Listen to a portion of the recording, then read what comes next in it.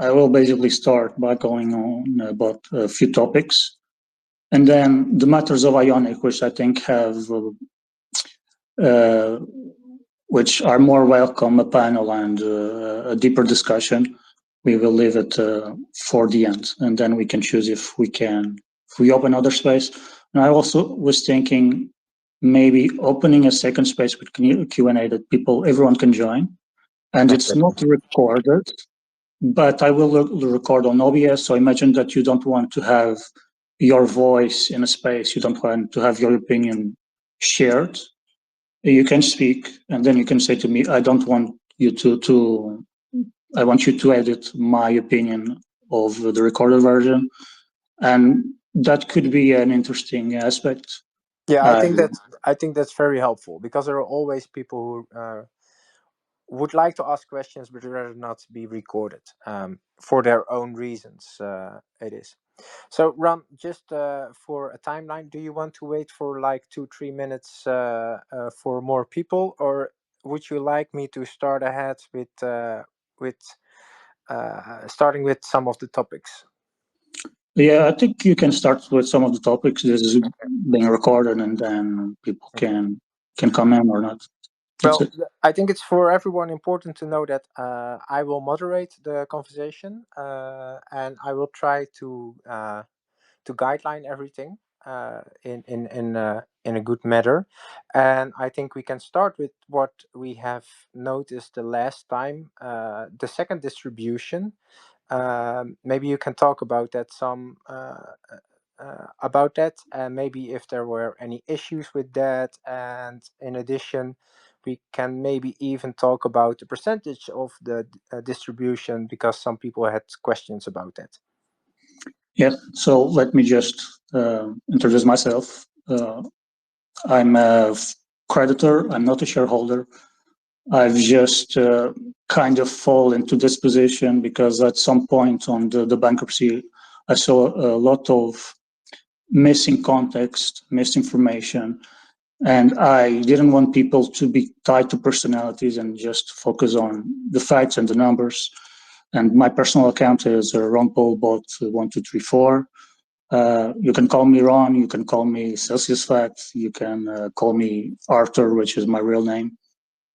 But I'm just here to make the life a little bit easier for everyone, mainly because I end up having a lot of knowledge and reading a bunch of stuff on this bankruptcy.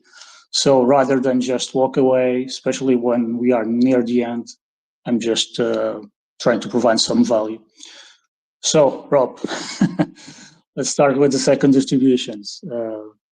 So from what I've heard and talked with people, it seems to be going smoother. We are just dealing with 78,000 creditors. So on the first distribution, there was 300,000. Now it's just 78,000. Still, there is still a bunch of people that haven't received the first distribution, which is very sad. And I recommend people to create a ticket on Straddle. Also in their distribution agent, this can be PayPal or Venmo. So I will, in the end of the space, I will add all the links that I will talk about on this space. But basically, I heard some people that they had the first distribution on PayPal, but then they tried to receive or use the code on Venmo, and because they received first on PayPal, I think they kind of locked. So you have to create a ticket with PayPal or Straddle, and you have to push your resolution in 2 ways. Besides that, I know a bunch of people that also are receiving their first distribution, but they didn't receive the second distribution. So this, I'm not sure if this being roll in, but from what I heard, it seems everyone has received their second distribution.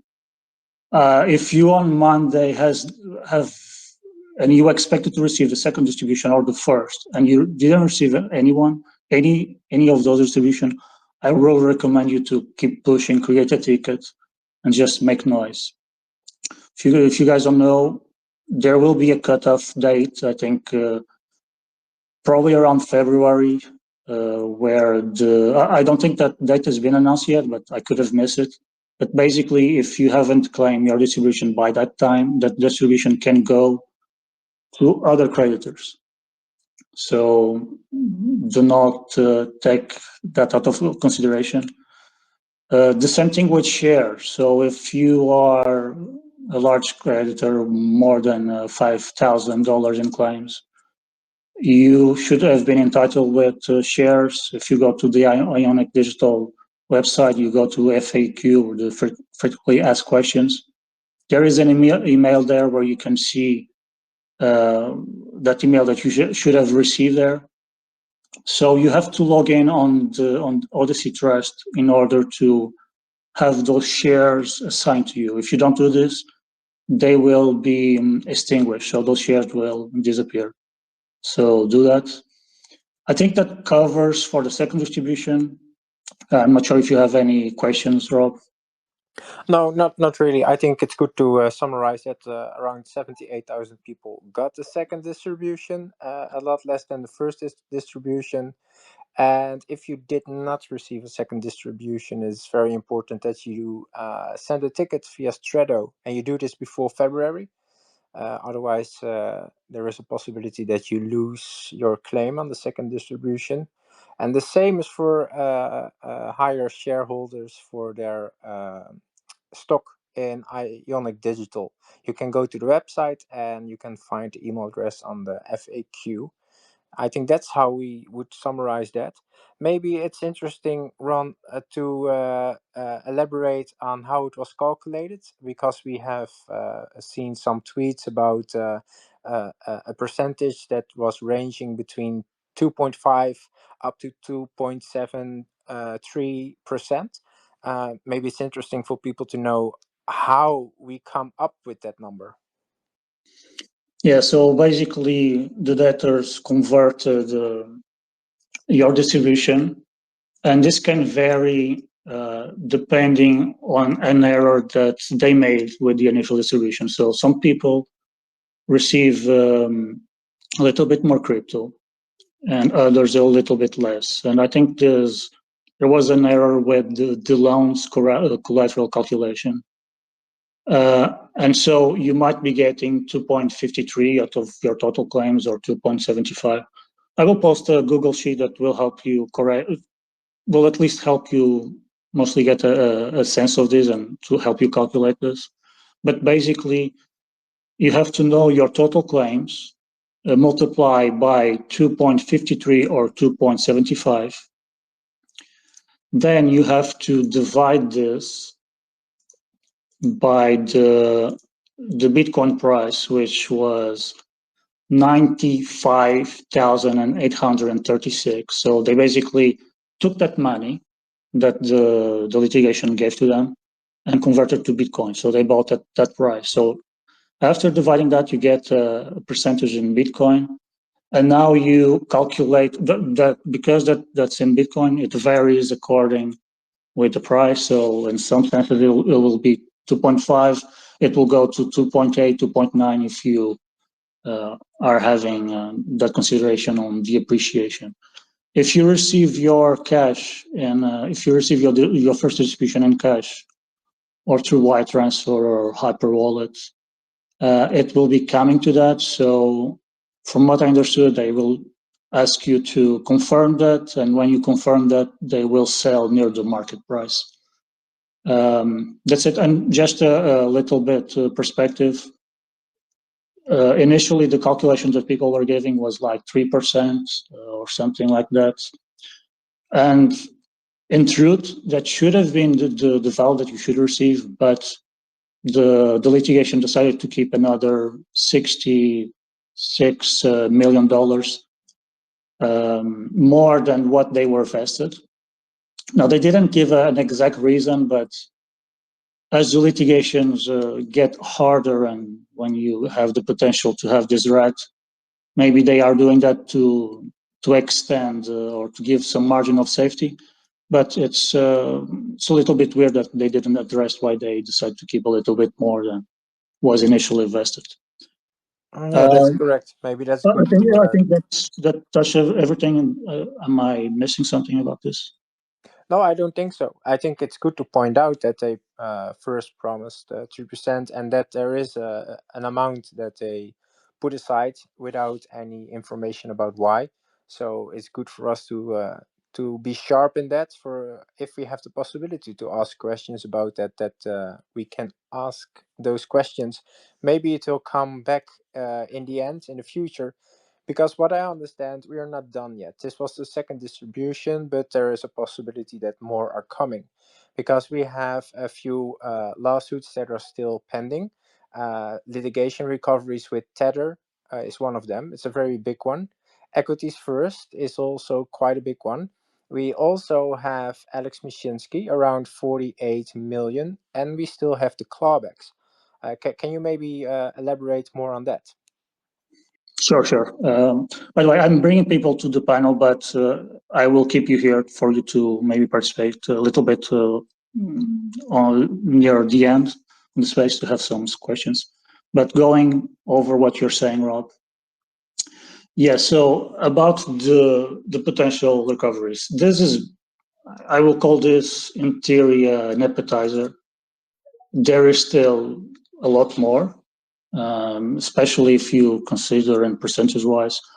I think my calculations are conservative, point to 11 to 12%, but this can go very far. Okay, and let's first go with Tether, since it's the bigger one, and there are some developments there. So the Tether case was amended in court, so they changed a little bit of what they're saying, but they claims remain the same. So it's still the same amount of crypto that they are asking, which is pretty big. It's like it's 39,000 in Bitcoin, more 15K, more 2K, and plus 100 million in damages.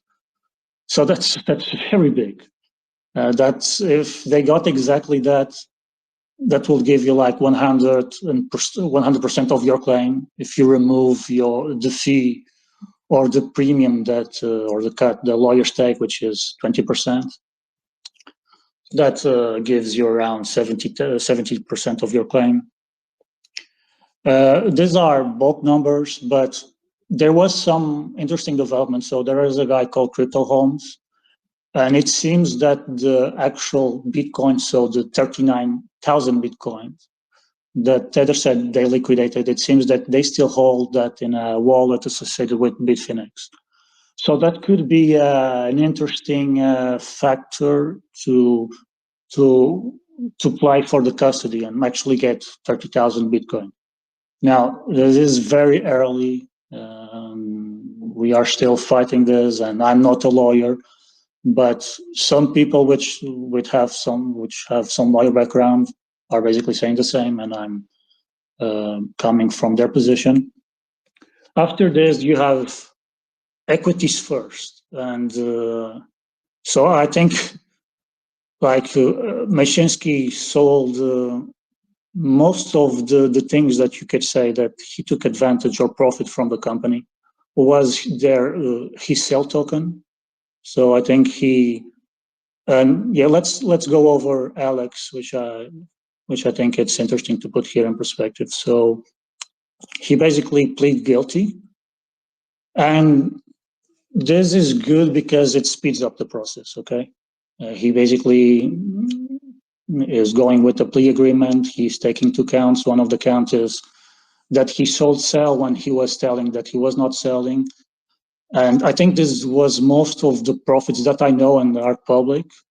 I think, I'm not sure if it was 36 million or 56 million. It was a significant value, around 1%. And he's offering to give back 48 million. Probably is everything. It makes sense to be most of his wealth, because that will potentially give some lenience to him. So he might, by giving everything that he has, or by putting himself as one of the people that lost the most, even pleading guilty to maybe 30 years in prison. There might be some lenience there. I think that's his play. But now you have to have some considerations here, because those 48 million doesn't mean that it will go to creditors. Okay, basically they agreed with the court. He was going to give that to the court, and now people, including the litigation, will go to the court and say this money belongs to creditors. But if you're a victim, you can say that that money also belongs to you. So you have to work with your lawyer and put. They are basically, I think you have 30 to 60 days to say this. I will put the articles below this. But that's how potentially you are going to get a recovery. It doesn't mean 48 million will go to the litigation, which then will come to us. But if you believe you're a victim, you probably should contact a lawyer and start putting your case there and say that you have some of those, you want some of that money. Besides this, so let's go to equities first. And I always say this is like the largest thief in Celsius. And it shocks me that no one is like spamming this guy. So at some point, Celsius took a loan, basically gave some large amount of Bitcoin. I think in total was like 500 million, so 500 million. And they lent their Bitcoin. So they gave their Bitcoin and asked for a loan against this Bitcoin to Equities First. Everything was fine. They got the money. At some point, they decided, let's pay back because we need a Bitcoin. And they paid back. But Equities First said, we don't have the Bitcoin. And so they made an arrangement to pay, I think, 20 million and some Bitcoin per month for like 5 years or something like that. And that's one of the issues that Celsius then needed, that liquidity when people were starting withdrawing money. And at some point in the bankruptcy, Equities First just decided to stop paying. And basically, we get nothing out of this. It's in court, and the examiner report, they highlighted that it was very dubious, the health situation of Equities First, and even if they had this money to pay. But currently this is in an arbitration, so it means that people are trying to figure a deal to have some of this money. I don't know if we get something. I expect that we get a few millions. I don't know. But if they agree with everything that they previously agreed to, it will be around more 10% of your recoveries. Now, Yeah, if you if go, it will be successful. So if it will be successful, it's very, in my view, it's very unlikely this will be, because of the comments and the fact they decided to stop paying this. And this is like a black box to me, but it's in arbitration. It will go towards a court to decide and a judge. Do you want to intercede here, Rob or Brethren? no, yeah. By the way, To summarize, I think it's one of the litigations that is still running. In my opinion, Tether is more interesting, but Equities First, they have not paid it back in the time that Celsius was still operating. It became a problem at the end for Celsius when they want to distribute more assets to the creditors. And as soon as Equity First noticed that Celsius itself became in Chapter 11, in my understanding, they just totally stopped with paying back their loan. Therefore, you could say they still owe this amount of money back to the creditors. And if I understand correctly, it is the job of the lawyers to try to get that money back for the creditors. And in your opinion, that can be a little bit difficult, and it is done behind closed doors, if I understand correctly. That's a part that I don't understand. yeah, the arbitration is done in back doors, and But if there is a deal, Is there any reason why it's done behind closed doors and not in court? So I think it's, imagine that not just that they don't have any money, or they don't want to make their financial conditions known to the world, right? There are issues there. You can even look at the case with the NFT guy, Key. You look at the agreement that was filed in court. It's full of black marks, because a lot of things are not public, because it can disclose private information that can affect the nature of the deal. But by the way, Braden, you join here. I'm not sure if you want to say something quickly, or you. Yeah, thanks for having Go me ahead. up. I'm familiar with a lot of stuff you guys are talking about in the loan and lending space. I think the equities first thing is absolutely crazy. I don't know how that didn't end up in a lawsuit at the time when the loan was filled at loan maturity with Equities First. That wasn't an immediate lawsuit. That makes no sense to me. Why they would agree to a payout over a 5-year period, knowing they're going to have more redemptions at certain times, especially in a bear market. That makes no sense. And then secondly, I'd like to dive a little bit deeper into the Tether situation. Just to make sure I got my facts straight. If we could cover that, I'd probably have some comments on that too. Go ahead. You can intercede here in the Tether, because I just mentioned, and it's better to add this comment right now. Yeah. So I mean, I'm not really sure. Like coming from my side, I'm not really sure what the lawsuit stating that Tether violated the agreement. From my understanding, it was agreed between Alex and Tether that the Bitcoin would be liquidated, and in that situation, Tether didn't actually liquidate the Bitcoin, but it just held on to it and returned the portion of the Bitcoin that was over collateralized in that situation. Is that is that correct? What I'm saying? Yeah, in principle is, but there are a lot of nuances there. So the issue here stands with the fact that the company is in bankruptcy. Okay, and it comes from the fact that Celsius was set, the HU and their business was set up in the US. Because you are in the US, you are everything. If you go bankrupt, you are under bankruptcy laws, and bankruptcy laws basically allow you to claw back and even go back 90 days or even more in some cases on decisions that remove liquidity from the company. So this is basically made to protect interest parties, creditors, and people that have debt. So imagine in the case of Tether, they were a shareholder of Celsius. And they wanted to protect their business. So, and they didn't want to go to bankruptcy with Celsius. So knowing that they will probably file for bankruptcy, they could say, they could force the company, we are going to liquidate this if you don't put the Bitcoin right now. We are going to liquidate everything. So they could have pressured them for them to do the liquidation. And I think some of the arguments are there, because it seems they had some deadline that Tether did not comply with, which is previous agreement.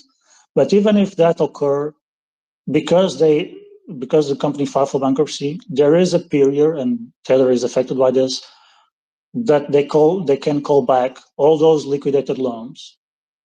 And they basically say, we have to guarantee that not only Tether, but all the remaining affected victims get the same types of damages or recoveries. It's something to make things more fair. So, and there are other parties that this affects too. Like there was a company that's involved in mining, and they made a decision to liquidate or divest their portion, but now the bankruptcy is saying that this falls under bankruptcy law and this has to be revisited, stuff like that. And the issue about custody, the core issue here is that basically Tether said, we have to protect ourselves. We liquidated the loan at the market price, at a specific market price. But then Tether basically owns an exchange which is Bitfinex.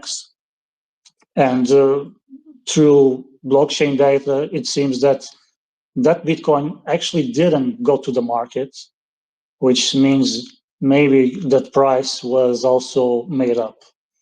Now, these are the current arguments. There is a lot of things that can happen in the background. You can have something on the blockchain, but on the company books, might not actually be owned by Tether, but might be just associated with Bitfinex. But that's what's currently they are on discovery. So both companies are poking each other. And if there is a settlement, it will speed things up. You might get a recovery like in the beginning of next year.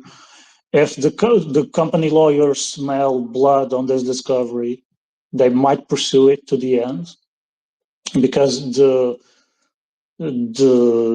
interval between the minimum and the maximum is so large. It's like between 5% to 100%. Okay, and the lawyers want more money as well. Not sure. Did you get a good picture, or do you have an answer? My question is, I guess, when the loan get liquidated, did the over collateralized portion of that Bitcoin get returned to Celsius at that time? Yeah. Okay, so it's basically going to come down to if Celsius violated, or if Tether violated the loan agreement prior to liquidating or closing the loan out. And if there's a verbal agreement between Tether and Alex Mashinsky to do that, it's going to be, I see that as a bit tough. It's not verbal. There was an agreement in writing, but I read it. It seems very simple. If I recall correctly, it was like 3 pages or something like that. But the issue here is bankruptcy law, is because Tether was dealing with a US company, and bankruptcy law is like this. So the judge will have to say if this falls under bankruptcy laws, and if Tether should return that custody Bitcoin. And if that does, at the same time, so imagine that Tether actually went to bankruptcy with Celsius. By emergence, they will have recouped everything due to the appreciation of Bitcoin. So in hindsight, if they have chosen to go with bankruptcy with Celsius, they wouldn't have had damages on their loan just because of the appreciation of Bitcoin. And because it seems that they didn't liquidate that portion of Bitcoin, it might be a more difficult argument for them to put forward towards the judge. That's my understanding. And it's not coming just from me, it's coming from other people. I'm just quoting themselves. But that's it. And I think we're probably going to pass this, right? Thank you, Braden. Yep. And if you want to stay on the panel, go ahead. You can intercede if you have other questions as well. So to make sure other listeners get a better explanation. Yeah, just to summarize, it's good to know for everyone. So there is still a claim with Tether, because they also still hold a part of the BTC. The Bitcoin is, by the way, held on Bitfinex. They even know the address. But the claim was around 3.5 billion. But we probably, as we are in Chapter 11, we will probably get around 1 to 2 billion. And as Ron Paul explained, it all depends on how far the lawyers will try to go and if Tether is willing to settle. But it would be great for all the creditors to receive a part of this. It's an additional percentage of our claim, and the more claims we can get, the faster or the more value we will get back that we are missing at this point. I think these are the litigation recoveries that are open at this moment. I think we talked about them all. We talked about Alex Mashinsky. What in general is a very small percentage of the claims that we can get back, because it's less than 1%. It's more interesting for us as creditors to know about Equities First and Tether. And then the last that is possible to get in the end, I think, are the clawbacks, but that speaks for themselves.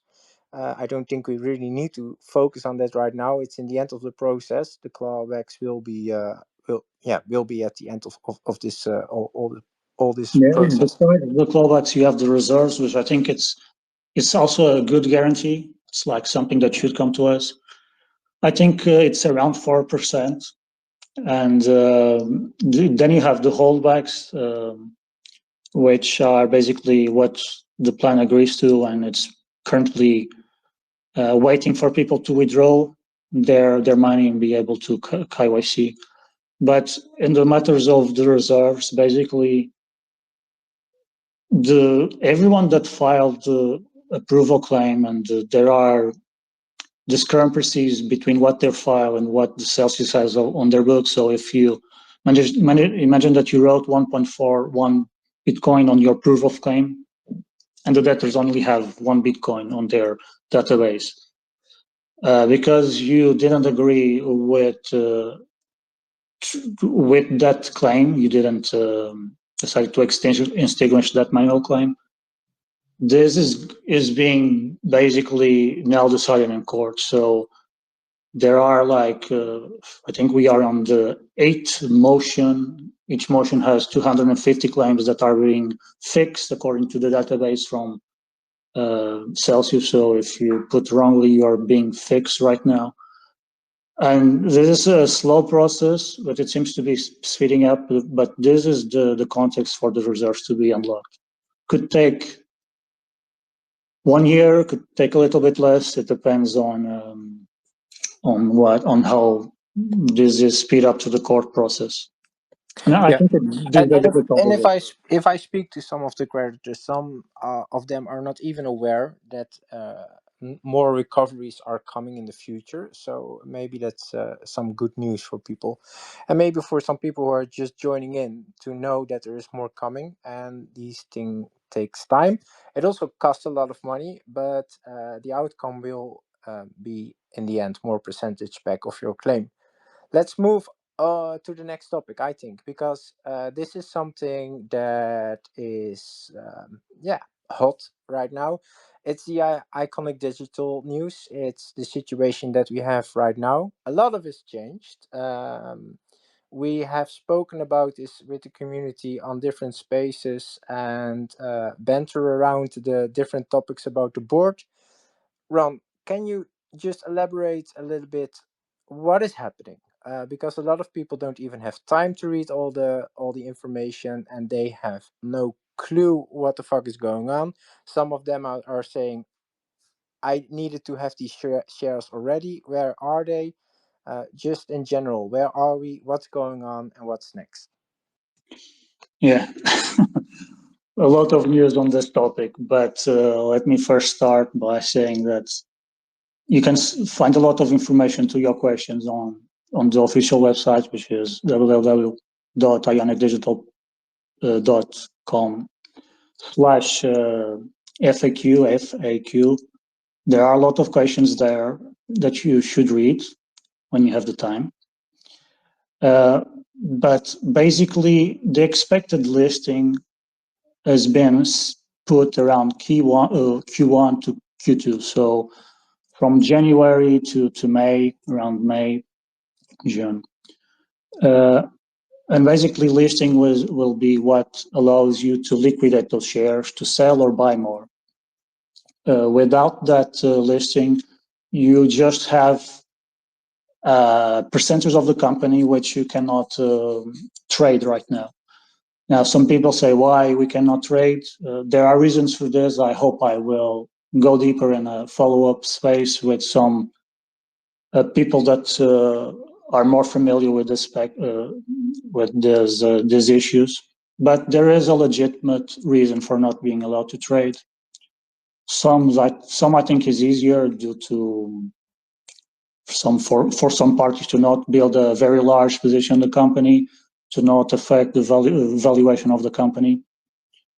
But going towards the financials of the company, let's break down a little bit. So, yeah, maybe it's good to know. Is the company on itself profitable? How much Bitcoin are we mining? Do we know the cost? What are we working with? Okay, so there is a lot of data before immersion, and there is some data after emergence, which is after you receive the shares. And knowing some information, you can get a range, and that range should be quite accurate and should encompass the entire prospects of financial, how currently the financial position is. So to give a perspective, before the halving, we were mining around 300 Bitcoin. After the halving on April, I think we managed to deploy some containers, which I think managed to generate some Bitcoin and fight the halving. But on May, we were now down to 152 Bitcoin. This is net Bitcoin that the company doesn't seem to sell. Now, if you go look to their press releases, they say that this Bitcoin is the net after the hosting fees and the management fees with the other companies. I'm not sure if this means that they actually mine a little bit more. And when you look at the Bitcoin being mined, that's not the true revenue, it's the net that they being cashed in. But basically, from May to July, we had around 150. Then we had a dip, which is $107, 107 Bitcoin, which I think is when we are switching the location of the rigs to the Cedar Vale building. I break down this in a couple of tweets. And then on November, we are down to 123, so we are slightly increasing. And now if you go to the blockchain and add every Bitcoin that's being mined, supposedly we have all the 4 buildings online right now. And what I can say is that in terms of Bitcoin mining, we at least until around 1 week of this December, we are mining more 25% than the previous month. So this means that at least we are seeing a growth on the Bitcoin mining. Now, the question is this, what is the fiat value, okay? Because if you know the fiat value, you know if the company is losing money or not. If I do all the calculation, there is a range that you could be receiving, you could have a minimum profit on Q2 between negative 4 million and positive 11 million. So this is like the difference here. Now we might be break even, or we might be generating a profit, okay? The company haven't exactly alluded to this, but previously they said they had 100 million and they were mining profitably. So EBITDA, it means that depreciation, that they don't account for depreciation. And the issue here is understanding if the curtailment revenue is all in cash or a margin is in cash. I myself have reason to believe that compared to their competitors, they have more of actual dollars, so they are getting more from demand response and auxiliary service than most people due to their location. But I don't have confirmation, only a bunch of guesses from the company press releases and previous mining operations. Now let's go to the issue about the board. Rob, did I miss anything? Do you want to poke me? No, I think, well, the Ionic Digital is born out of the Chapter 11 of Celsius. And I see it as we own is as creditors who have a higher claim with Celsius. And for us, it's good to know how this company is run by, and it's good to know if this company is making any profit. The problem is that we face is that they don't provide us with a clear information. The information that we get is that we have to guess what it is, and this can be between a fiat value of around negative 4 million up to a plus 11 million. But this is only because we are start to calculate it ourselves, and it would be very helpful if they bring forward this information in the future. But we are dealing with a problem with the board, and we also are dealing with the termination of the HUT 8 contract. So 2 points. Let's start with the board, or first HUT 8, Let because me after speak that about the board, now the data. the data. Okay, yeah, go ahead. So I'm going to add another person here because he requested, but let's go. Why are they not giving all the information right now? That's a good point of discussion because people have to understand there might be legitimate reasons. So when you try to do some marketing, right, you usually want to keep some information to yourself. If you, sometimes there is a new show, a new movie, a new game, sometimes there are leaks, and that can, at least traditionally, people do not like that because that can impact the marketing campaign and cause some damages, might not put the entire information into context. So you have a situation of marketing the company that they might be reserving some of those data if it's positive for the future. Now let's go to the negative aspect. There might be an issue, okay? According to their public information, because they said they were mining at 24K on T2, if you, and I can calculate such number with the previous data and that data from the company. I can reach that number, and the company has to be profitable with that number. But I don't know what happened on Q3. But you could have a more negative perspective and say they are hiding negative information. Now there is other reasons. Another reason is to defend the company. So imagine that someone is trying, the company is being badly run, operationally and financially. If they are being properly run, if they reserve that information, if someone takes this to court, they can prove this company was, we are very profitable, we are being well managed and operational. This is not the entire situation, okay? So this could be like a card for a legal reason. And there are another issue is you have to have an auditor, okay? Because there is a lot of problems by misrepresenting your numbers. For a public company, if you say something that is not entirely correct and it's not vouched by an auditor, you might go to jail, okay? Or you get heavy fines, and all the people that are involved in there will probably will have a difficult getting a new job in another public company.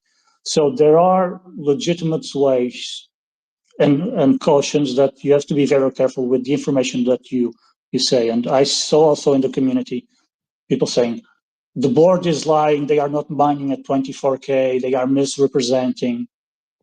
And it's very important for you to understand that everything that's come out from the company goes to a legal department, okay? Because they don't want to go to court, they don't want to pay fines or be arrested. So you have to at least, word by word, that has to be exactly the truth, okay? But they can not go towards a factor that they don't want to talk about. And I think I touched that in one of the videos that I made, that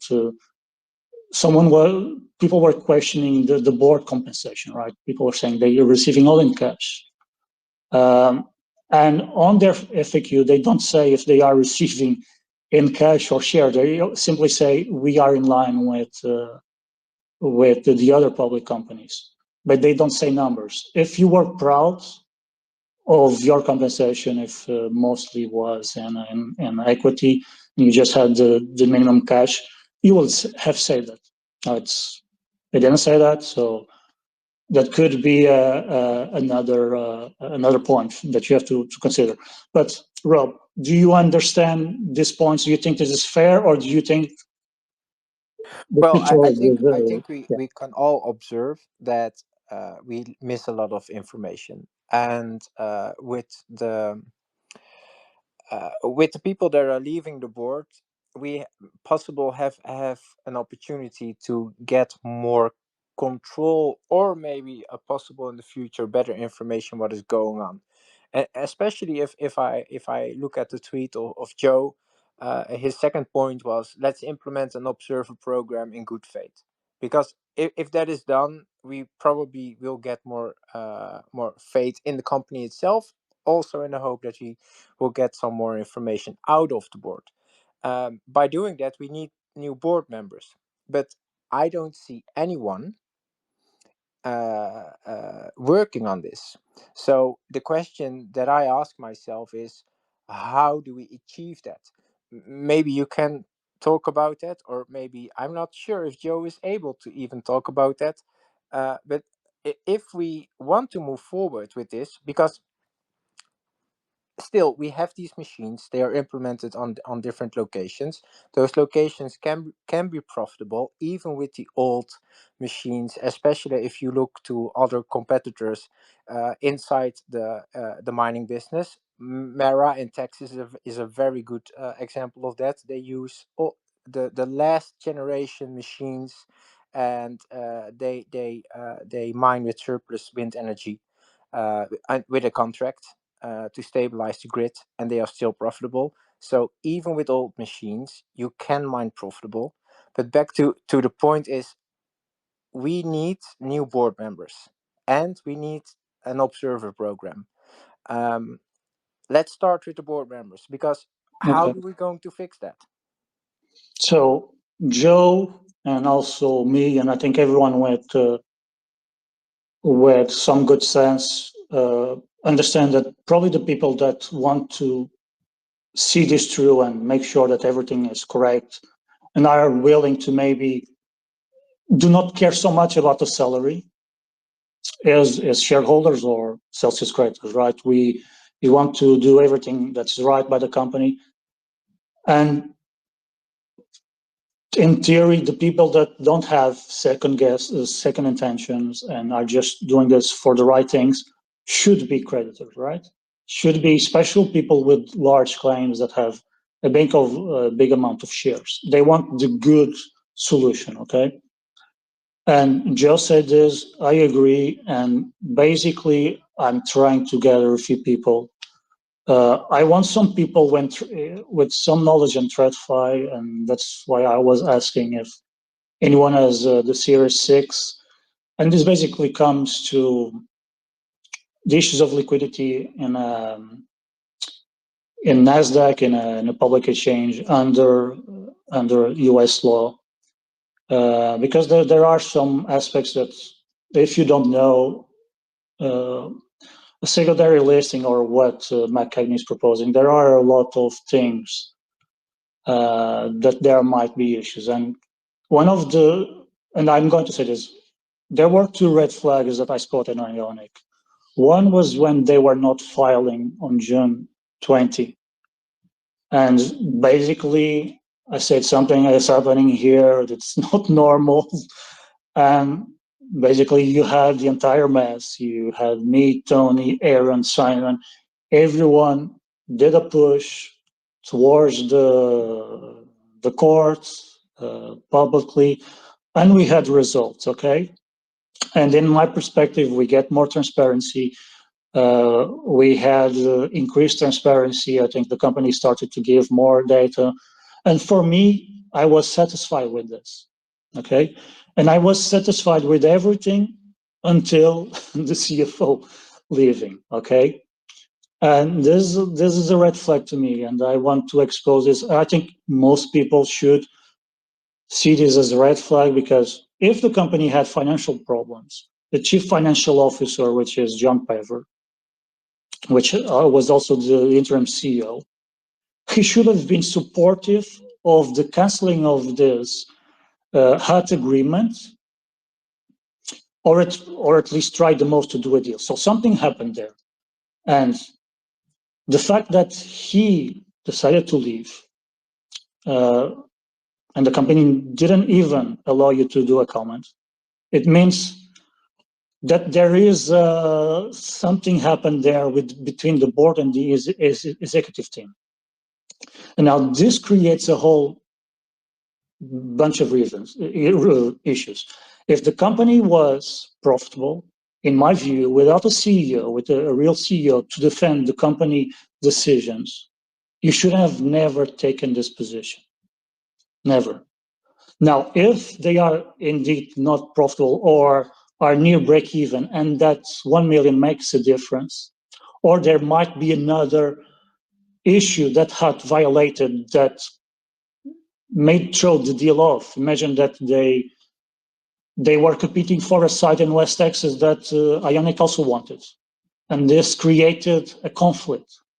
Still, it's very weird that the CFO left and did not support this decision, okay? Because as a CEO and as a CFO, you are defending shareholders, you are defending the company growth. So this you have a lot of factors that point that someone in the company made the decision to cut out the HUT deal without, it seems to me, and then this is where people can give their opinions and intercede and say, does that make sense? I think you are not seeing this correctly. No, but my position is this: if the CFO did not support this decision, it means that this decision was probably not done entirely with the financial reason behind it. In my view, this should be done after a CEO is appointed or in the future. And because now you have this situation, you have, if you're trying to attract other people to the board, they will see this as a sort of instability. They cannot have an executive team. People are being kicked or leave the board. And now they will ask for a bigger salary. And this squeezes the liquidity from the company. And if you cannot get a CEO and a CFO, the listing is also delayed. So you basically create here a loop of bad decisions. So if the decision was purely done from an operational standpoint of view, from a listing perspective and a future deal perspective, it doesn't seem, and reputation-wise, doesn't seem to be the correct one. And I'm afraid that there might be an imbalance of powers between people that are more focused on the crypto and the operational side, and people that are more thinking about the future of a public listed company and future deals. And I just want to see if we have creditors willing to guarantee and defend that the real solution, even if the real solution is liquidation or a merge with Hadait or Cagney, to make sure that these decisions are made, okay, correctly. Now, Rob, do you have any issues with that? Craig, I also see that you join. If you have a viewpoint, you can intercede here and you can speak up. I think it's good for us to look forward. So we need to focus on what's the next step, and it would be in the best interest of the creditors, as we always try to talk about. So how would we represent a new board member, or 2 or 3? By the way, I'm doing this with no interests. Okay, I'm just seeing the chance here for us to do something, for creditors to join in and make sure everything is done correctly. And I'm an international creditor. I'm convinced I will not be the one doing the meeting. Okay, I will not be a candidate, and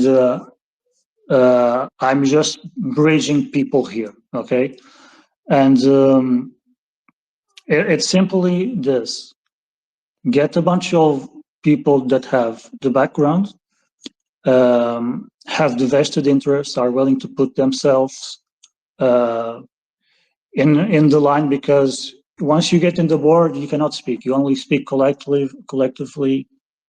You cannot do anything. And I'm trying just to see if I know people that are willing to do this, and I'm trying to see if I can get people with some TradFi background, But if you believe that you have real competency in this matter and you can change for the better, just DM me. And by the way, Rob, I'm going to open this to Rob, Christian, and also Greg. You can just intercede here. Thanks, Ron. This is Rob Christensen. I am not a top 50 creditor, but I think I'm in the next 25 or so, if I remember from those early spreadsheets. And I agree 100% with your sentiments. I think that the resignation of the interim CEO and the acting CFO leaves a huge gap in the leadership and executive team that's going to be difficult to fill. I'm reluctant to throw my name into the consideration, but I believe strongly that in the saying that if not me, who, and if not now, when. And so while I don't have a Series 6, I do have some degree of experience with interactions with boards, public company boards. I work for a public company now. So I happily commit to aligning with creditor values. I'm really only interested in the best outcome for creditors.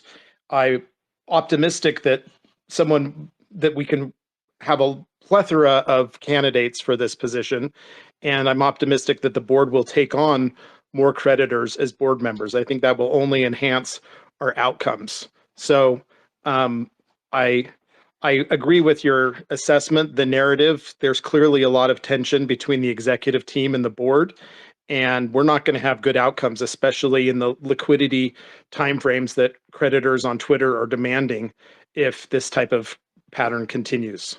So I appreciate you pulling this together, and I invite all other creditors to step forward that we can take the very best candidates from amongst our numbers to as proposals. Thank you.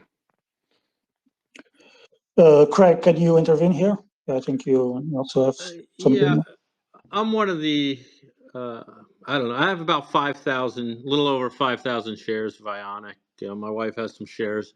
I have a Series 7, but I have no interest in serving on the board. My take, the company did do one thing right, and that's not liquidate the Bitcoin into cash that they were holding. So they did mine a lot of Bitcoin pre the election, and I believe they have over 2,000 Bitcoin currently. So that was one good thing that the company did. Otherwise, there might not even be a company right now. So at least we have at least the liquidation value of the company if you just multiply the current assets by the price of Bitcoin. That we do know. And I just wanted to touch on the Cagney or whatever his name is, his plan. He wants to list on Figure. He's the CEO of Figure. I've never heard of this exchange. I don't know anyone that had an account on the exchange. I don't know what they trade on this exchange. And to me, that's just a silly option. I mean, to be the only mining company to be listed on Figure Exchange that I've never even heard of, and I've been in the crypto space since the inception of Bitcoin. When you can list on the NASDAQ, which the company does plan to do, and hopefully they do it sooner rather than later, but that's where every single mining company that I know of is listed publicly, and that's where all the liquidity is. So if you want like a mutual fund or something to buy Ionic stock to put it into their fund of mining companies or anything like that, it's NASDAQ or bust for me. So I just, that's my 2 cents. Well, great. I wish you were willing. A Series 7 will be quite useful here. But I agree with you. And just from my perspective, Cagney had a chance way back. Okay.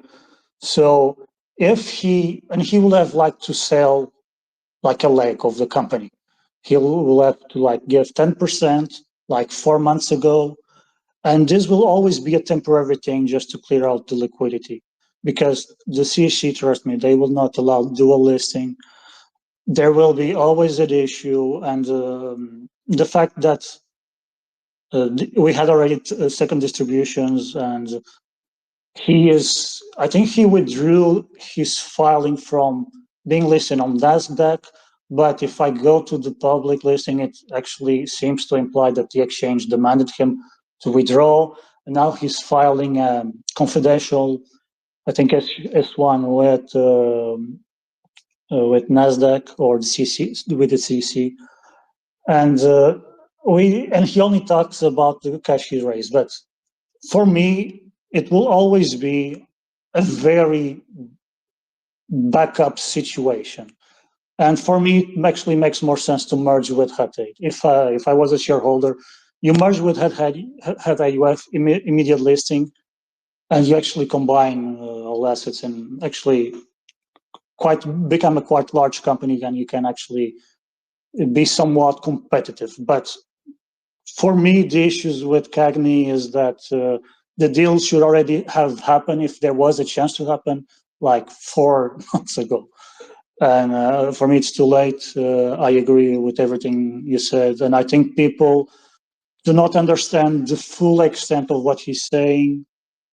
There are so many conditions, and I see myself agreeing with 100% of the compliment statements. Greg, if you want to interfere. If he's so interested in the company, he could just make a cash offer for the company and buy the entire company. But he's not interested in that. He wants the accounts to be listed on his exchange. The only other thing I wanted to touch on is in the profitability of Ionic, they're also buying futures of electricity and energy.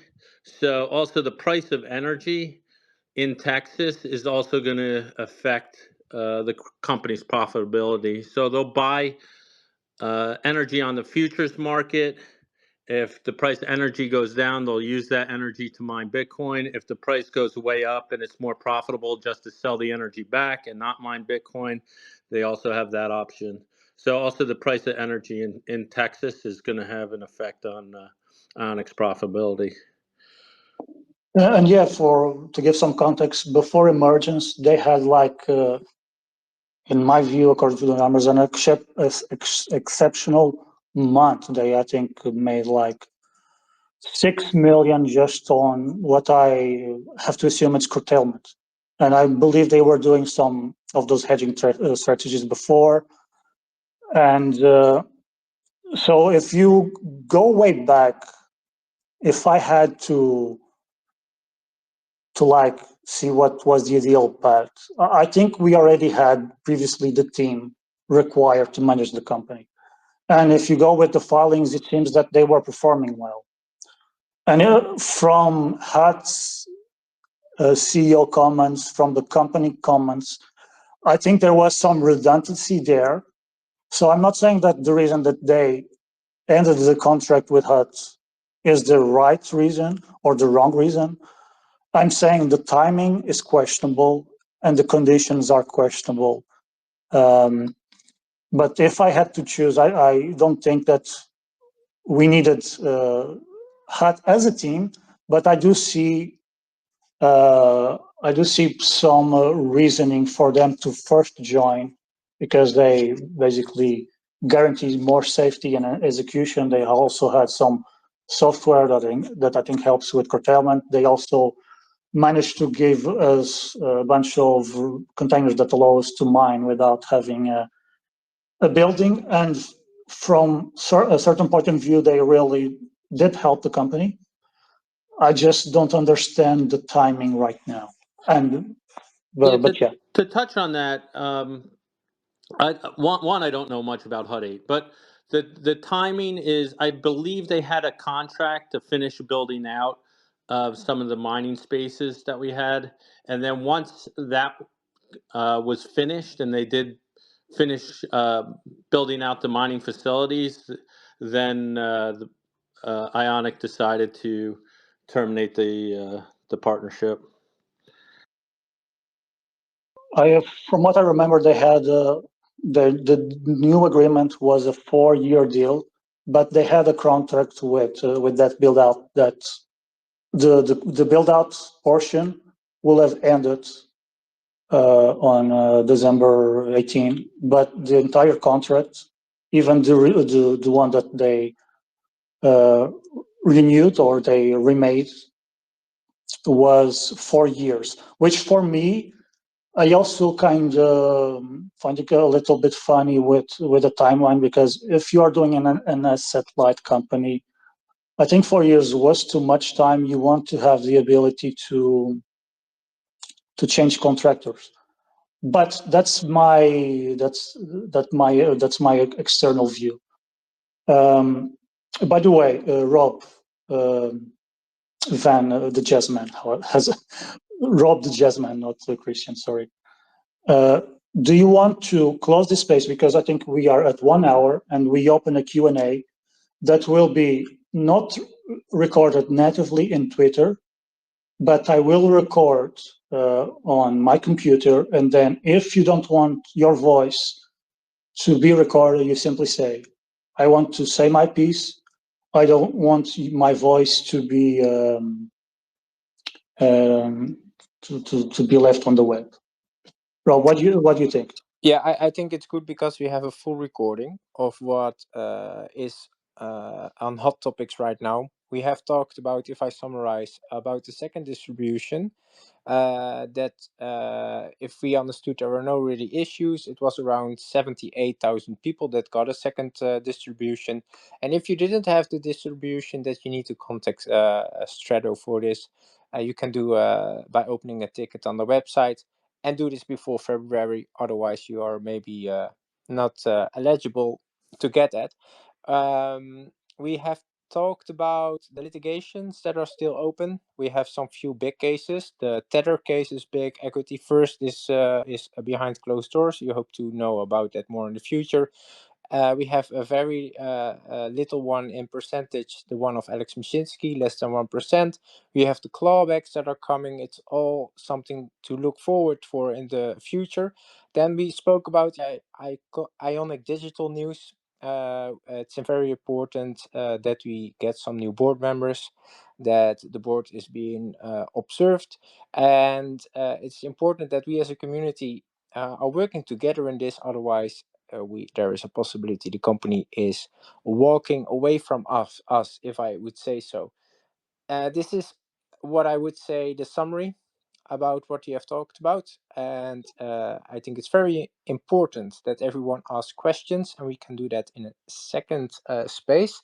So Celsius Facts and Numbers will open up a second space. Everyone can raise their hand, join the stage, even if you want to say just a hi or a goodbye or whatever. And thank you for all the attention, and feel free to join.